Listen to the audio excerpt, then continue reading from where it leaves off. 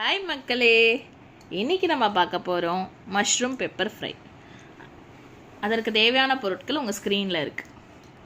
And mushrooms எப்படி clean பண்ணோன்னு இந்த டிஸ்கிரிப்ஷனில் ஒரு லிங்க் இருக்கும், அதை போய் பார்த்து தெரிஞ்சுக்கோங்க. அப்புறம் ஒரு பேனில் ஆயில் விட்டுண்டு அதில் 2 ஸ்பூன் எண்ணெய் விட்டுண்டு அப்புறம் கொஞ்சம் கடுகு, சோம்பு and then ginger garlic paste போட்டுக்கோங்க. அப்புறம் கொஞ்சம் ஆனியன்ஸ், கருவேப்பிலை அண்ட் க்ரீன் சில்லி ஆட் பண்ணிக்கோங்க.